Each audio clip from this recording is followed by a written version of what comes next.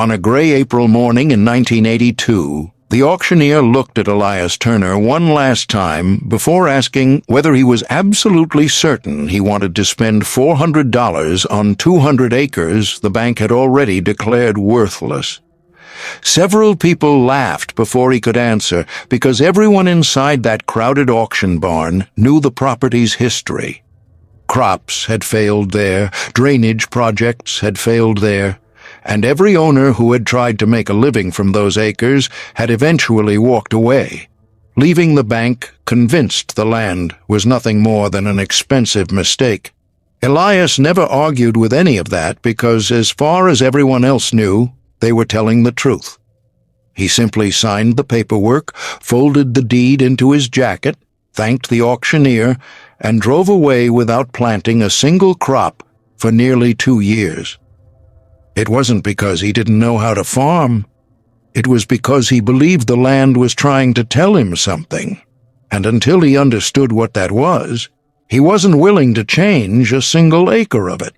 5 years later, the same bank that couldn't wait to sell those 200 acres found itself driving back down the same gravel road, hoping Elias might be willing to sell the property back.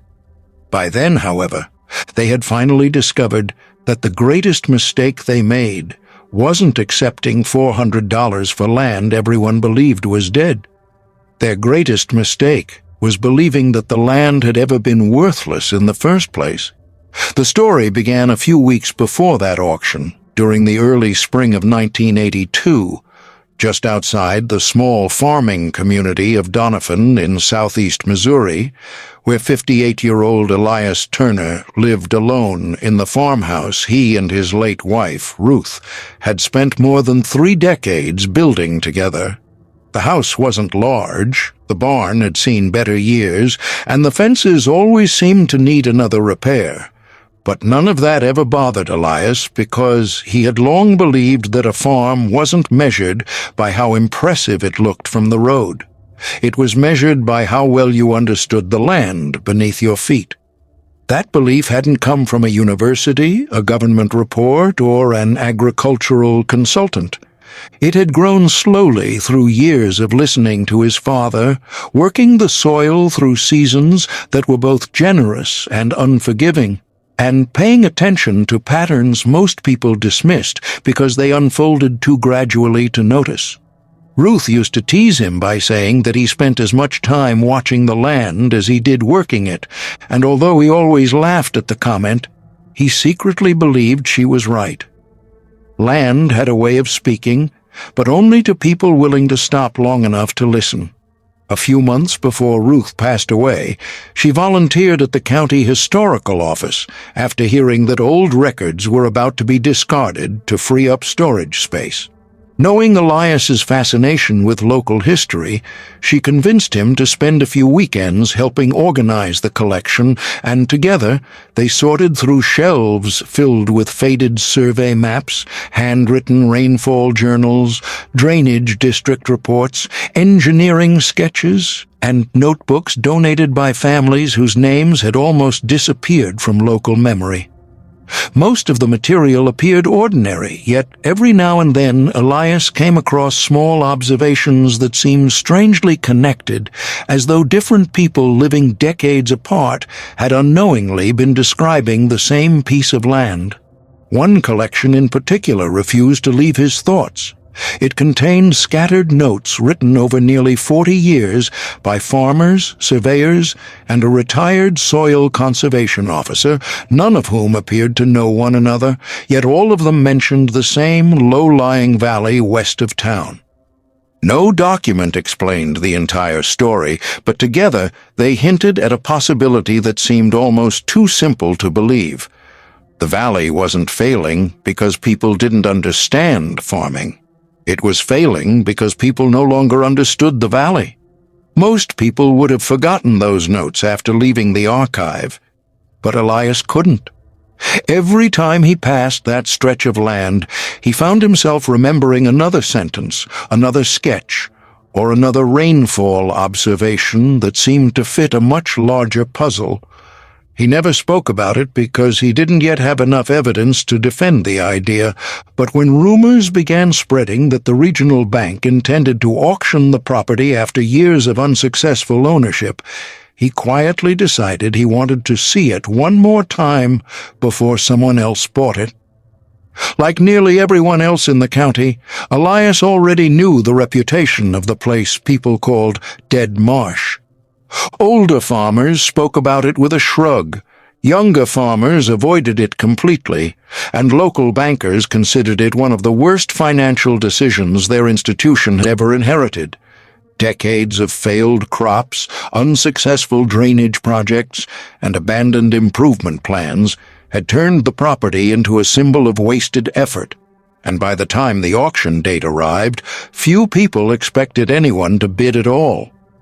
That expectation made what happened next seem almost unbelievable, yet before anyone in that auction barn laughed at Elias Turner, before the bank accepted his $400, and before 200 forgotten acres changed the way an entire county thought about the land beneath its feet, one quiet decision had already been made. Elias wasn't going to buy the land so he could change it. He was going to buy it so he could finally understand it. The auction drew a larger crowd than anyone expected, not because people wanted to buy Dead Marsh, but because curiosity had always been free. Farmers arrived hoping to see whether anyone would be foolish enough to take the property. Local business owners stopped by on their lunch break, and even a few retired residents wandered into the auction barn simply because they had watched the land pass unsuccessfully from one owner to another for most of their lives.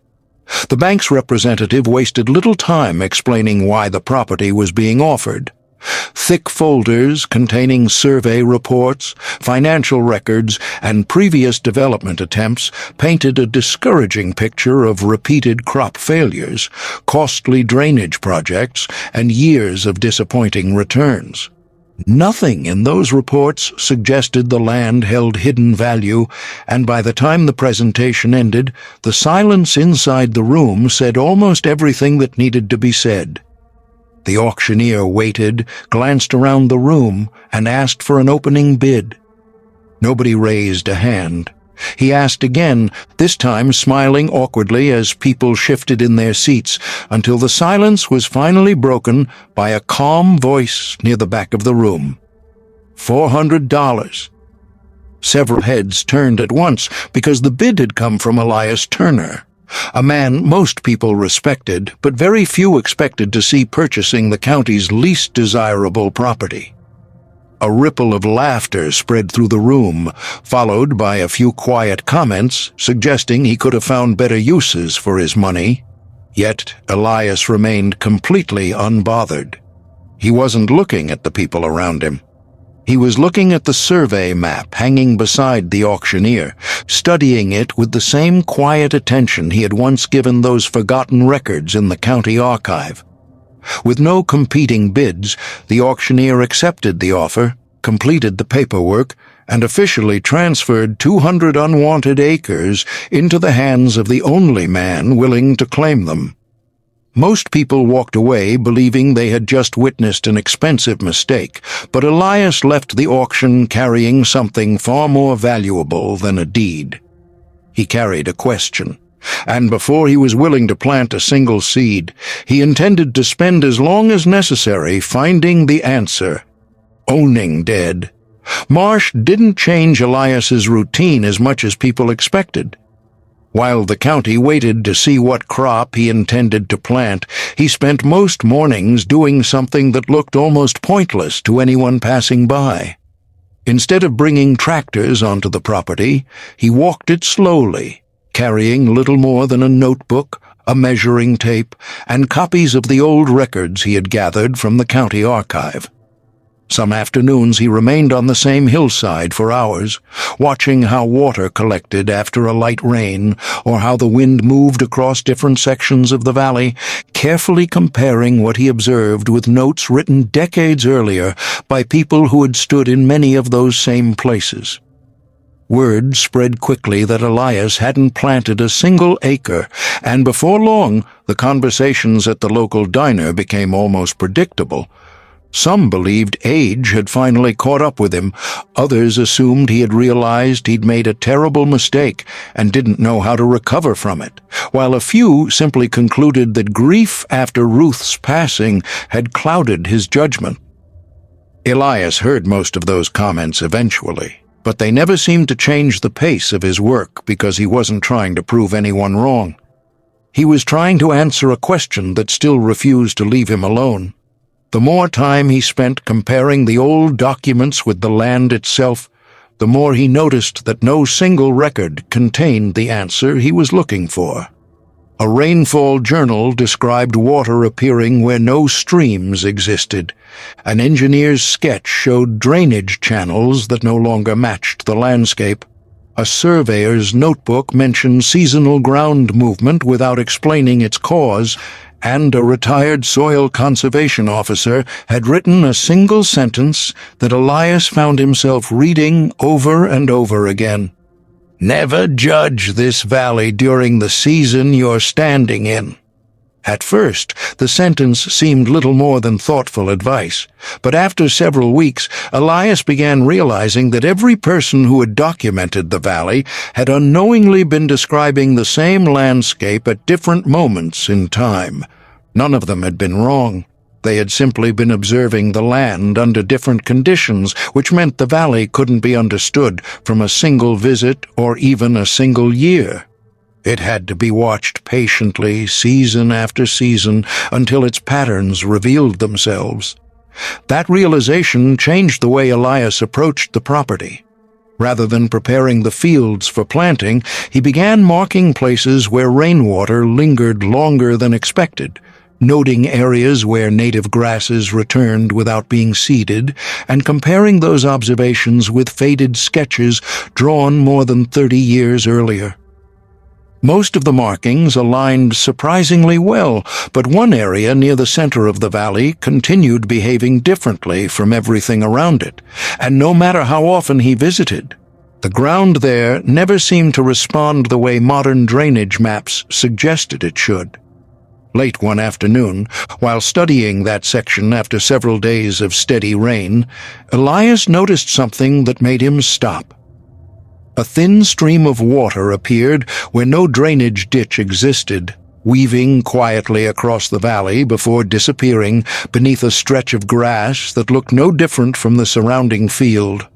It lasted only a short time before fading again, yet when Elias unfolded one of the old engineering sketches from his jacket, he realized the temporary stream followed almost the exact route someone had drawn more than 4 decades earlier.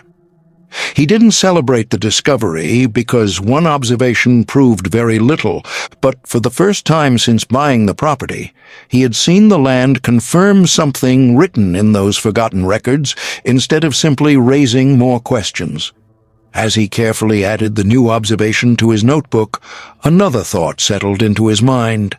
If one forgotten record had just proven accurate after 40 years, perhaps the others deserved far more attention than anyone had ever given them. If you're enjoying stories about ordinary people uncovering forgotten wisdom and proving that patience can sometimes reveal what experience alone cannot, consider subscribing to The Last Acre. Now, let's get back to the story. Over the following months, Elias continued adding observations to his notebook, and although each discovery seemed small on its own, together they began forming a picture that nobody else in the county had ever taken the time to assemble. The valley wasn't behaving unpredictably at all. It was behaving exactly as it always had, and the only thing that had changed over the years was people's expectation that the land should conform to their plans instead of the other way around.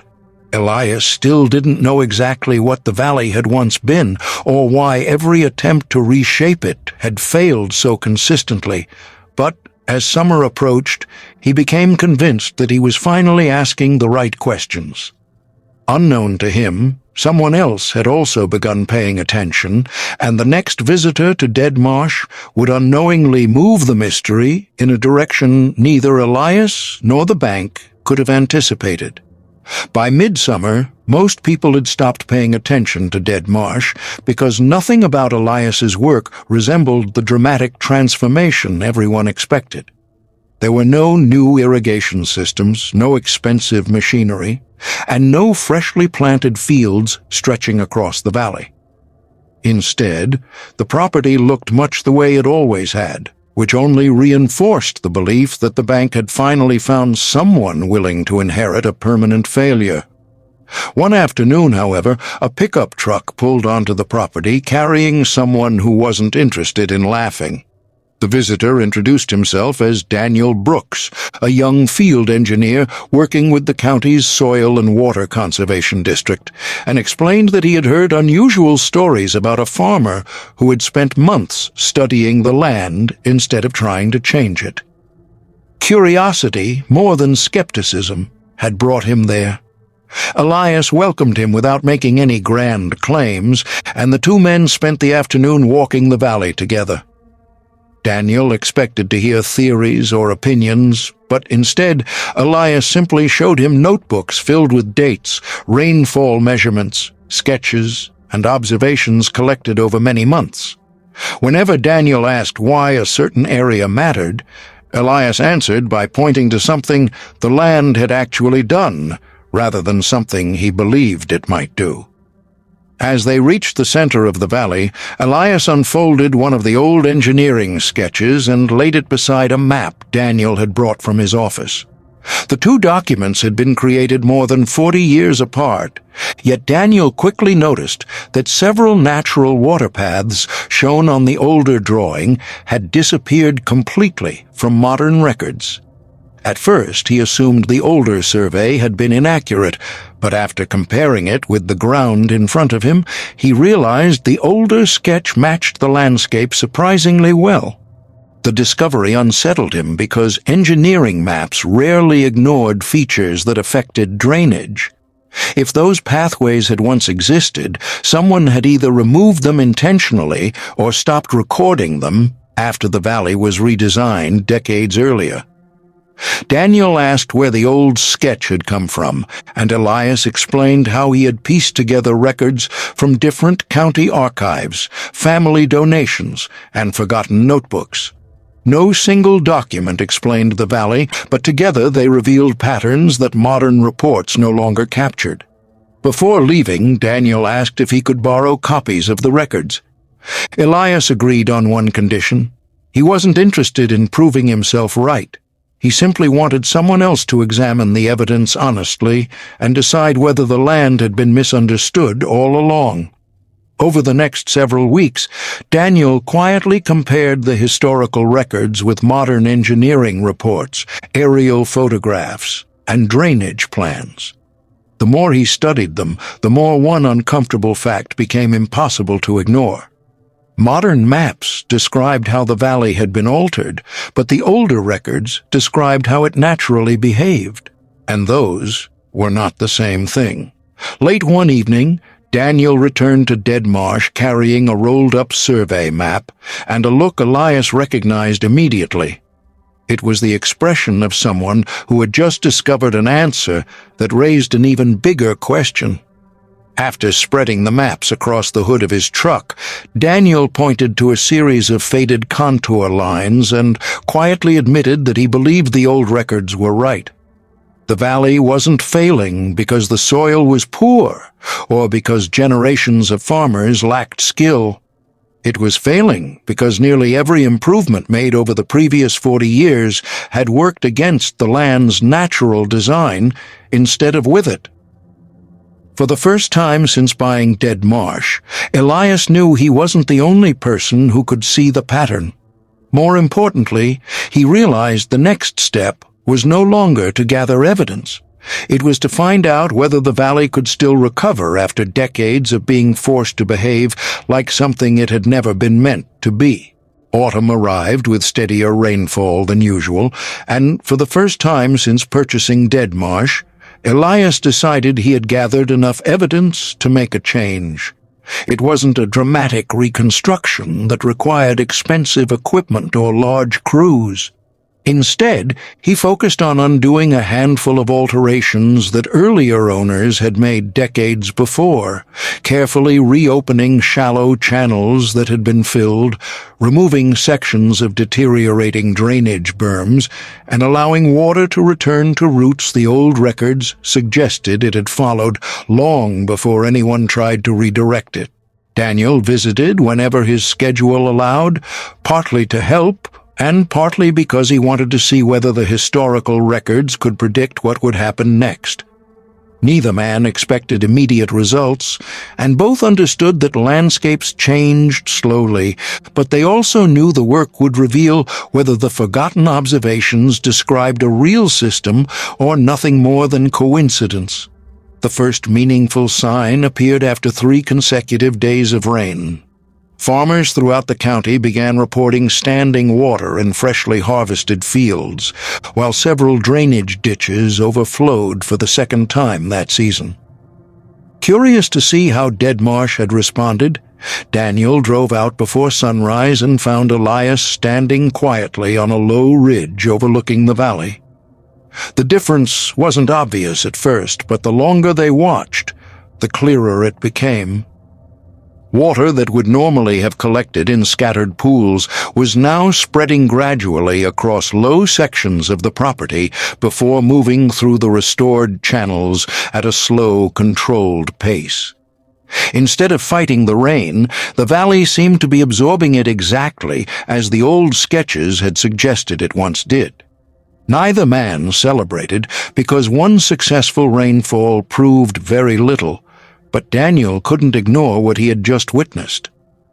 The restored pathways weren't creating a new system. They were revealing one that had never completely disappeared.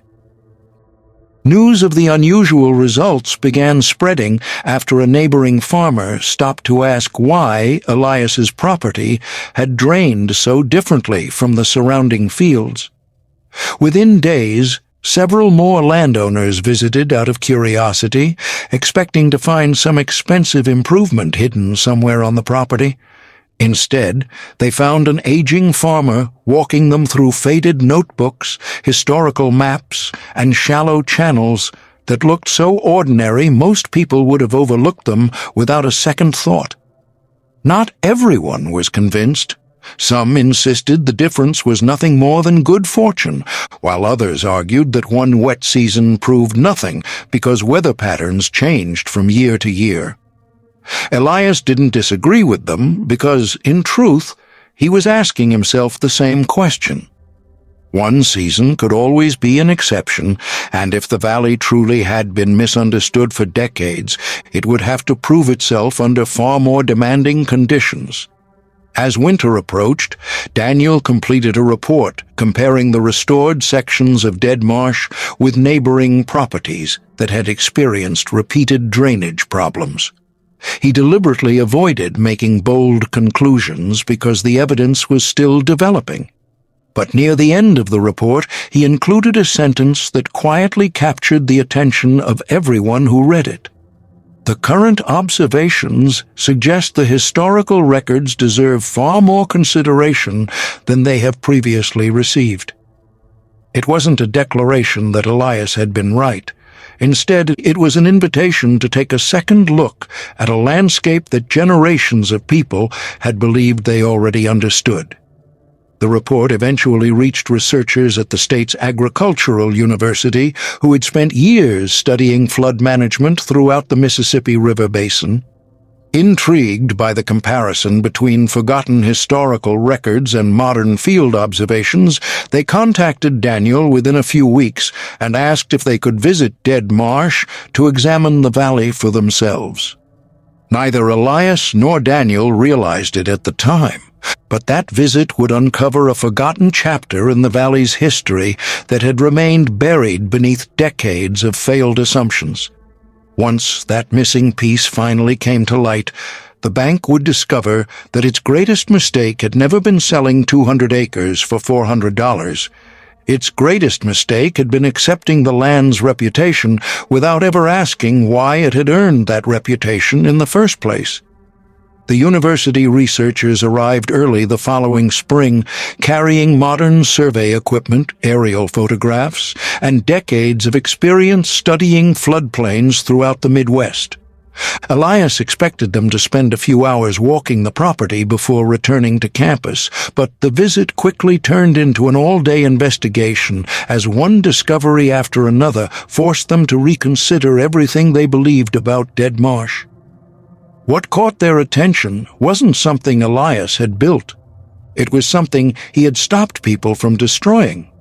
As they compared historical maps with recent aerial photographs, they realized the valley had once contained a network of shallow, natural channels that spread excess water across the landscape before gradually releasing it downstream.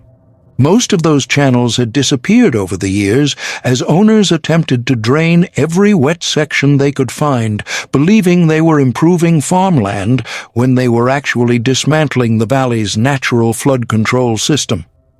By late afternoon, one of the researchers quietly admitted that the old journals Elias had collected described the valley more accurately than many modern reports, because the people who wrote them had observed the land through decades of changing seasons instead of relying on short-term surveys. For the first time in generations, the scattered records, engineering sketches, and rainfall journals all fit together, revealing that Dead Marsh had never been intended to produce the highest crop yields in the county. Its greatest value had always been protecting the land around it. The discovery spread far more quickly than Elias expected. Daniel shared the university's preliminary findings with the conservation district. Neighboring farmers began asking questions instead of offering advice, and local officials quietly requested copies of the historical records that had spent years collecting dust in forgotten boxes. The valley everyone had dismissed as worthless was suddenly becoming the subject of conversations throughout the county. The timing couldn't have been more important because weather forecasters were beginning to warn that an unusually wet spring was developing across the region. Rivers were already running higher than normal. The ground remained saturated after repeated storms, and several experienced farmers commented that they hadn't seen conditions like this in many years. Elias listened to those forecasts with mixed emotions. Part of him hoped the predictions would prove wrong, because nobody welcomed the damage major flooding could bring. Yet another part quietly wondered whether the valley was about to answer the question he had been asking since the day he bought it. If the old records were truly correct, Dead Marsh wasn't about to reveal what it could grow. It was about to reveal what it had been protecting all along. The heavy rain began in late April and continued for days without giving the county enough time to recover between storms. Creeks spilled over their banks, drainage ditches filled faster than they could empty, and fields that had looked healthy only a week earlier gradually disappeared beneath standing water. Before long, roads were closing, emergency crews were responding to flooded areas, and conversations throughout the county shifted from spring planting to protecting homes, livestock, and equipment. Like everyone else, Elias followed the forecasts closely, but instead of rushing into the valley to make changes, he waited. Over the previous 4 years, he had learned something the old records repeated again and again. When the land was allowed to function the way it had been designed, interference often created more problems than patience. Daniel arrived before sunrise on the 3rd day of the storm with 2 university researchers who wanted to witness the valley under the exact conditions described in the forgotten journals. Standing together on the ridge overlooking Dead Marsh, they watched water pour into the valley from every direction. At first it looked no different from the flooding taking place across the rest of the county, but as the morning wore on, subtle differences began appearing. Instead of forcing its way through embankments or collecting in destructive pools, the water spread slowly across the restored channels Elias had reopened months earlier. The movement wasn't dramatic enough for someone driving past to notice, yet to the people standing on the ridge, it was unmistakable. The valley wasn't fighting the flood, it was absorbing it, slowing it, and guiding it exactly as the old engineering sketches and handwritten journals had described decades before. By midday, the first phone calls began reaching Daniel from neighboring communities. Farmers downstream were reporting that water levels were rising more slowly than expected, while county engineers monitoring the river noticed that runoff entering several low-lying areas had become unusually steady instead of arriving in destructive surges.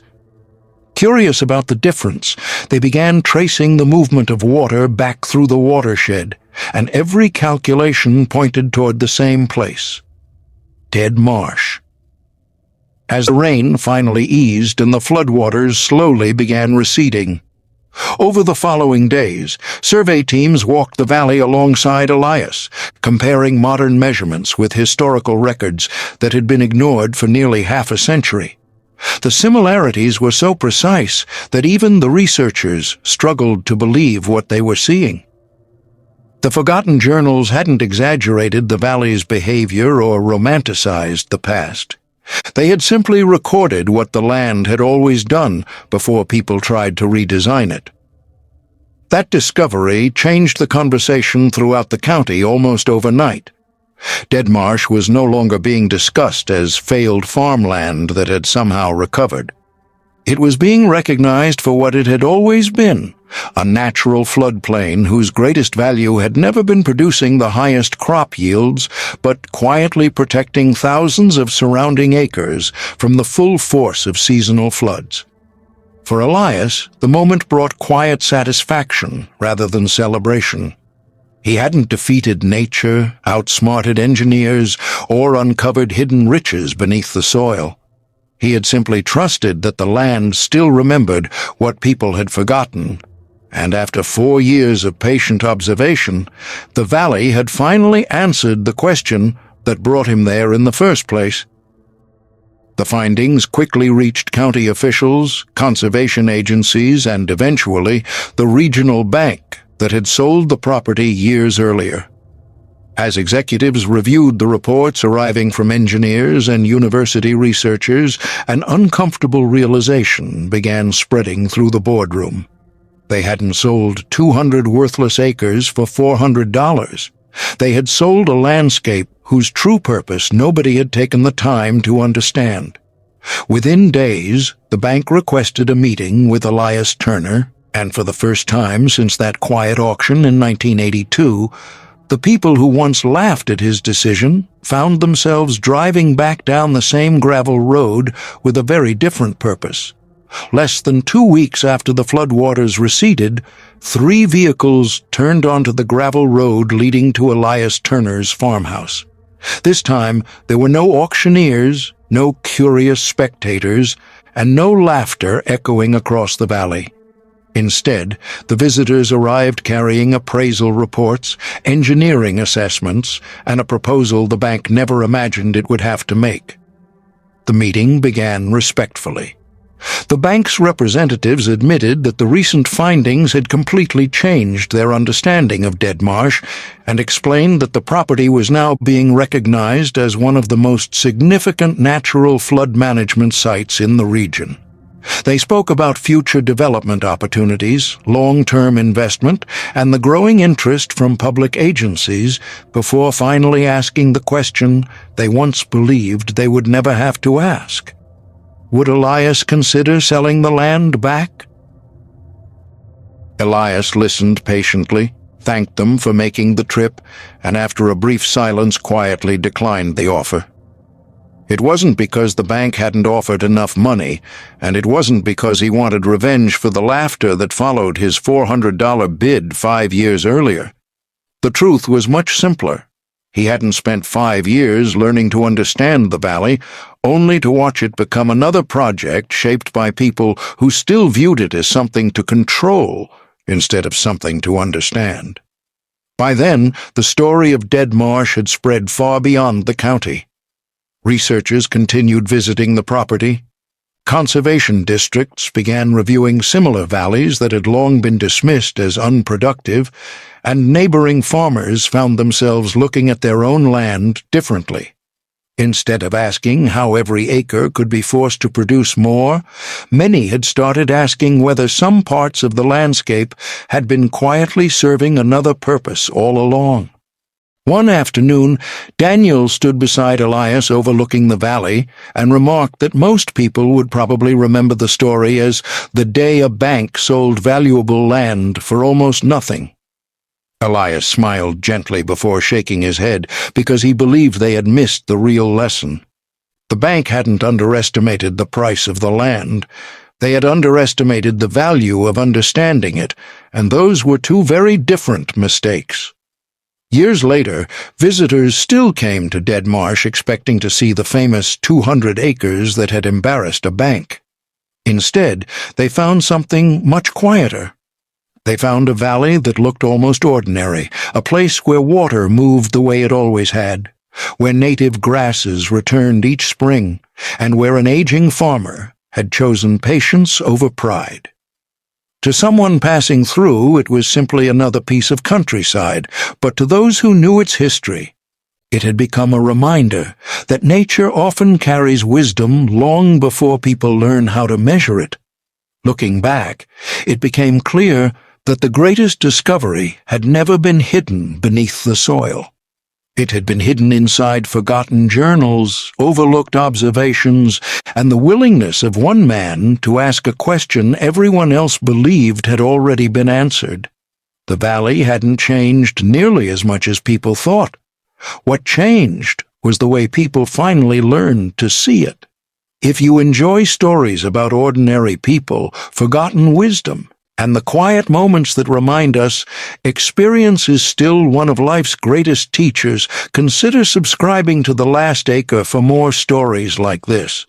Before you go, we'd love to know where you're watching from, and if your family has ever passed down a lesson or piece of local knowledge that others ignored until it proved to be true, share it with us in the comments below. We'd genuinely enjoy reading your story. Thank you for spending part of your day with us here on The Last Acre, where every acre has a story.